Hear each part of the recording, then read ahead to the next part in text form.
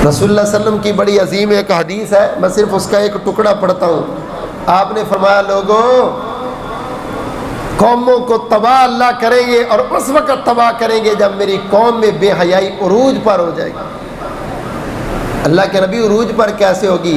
فرمایا آپ عورتوں کو دیکھیں گے، انہوں نے لباس پہنے ہوں گے لیکن ننگیاں ہوں گی، اور بختی اونٹوں کی طرح سر اٹھا کے بازاروں میں چلیں گی۔ کوئی اس کو مائل کرے گا تو بڑی جلدی اس کی طرف مائل ہو جائیں گے، جو نہیں مائل کرے گا اس کو خود اپنے لباس سے، اپنی باتوں سے، اپنے معاملات سے مائل کرے گا۔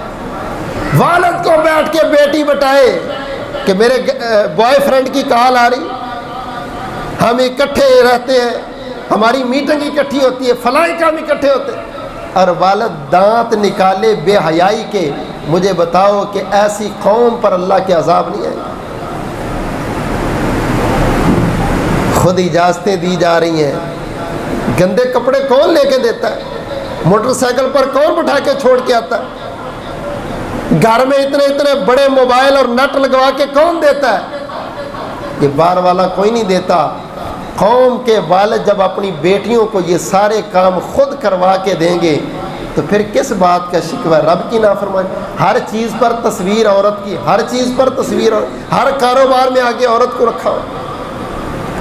اللہ فرماتے ہیں جب قوم کے لوگ اعلانیہ ایسی بے حیائی کے کام کریں گے تو میں بیماریاں بھی عجیب عجیب لاؤں گا اور عذاب بھی عجیب عجیب لاؤں گا۔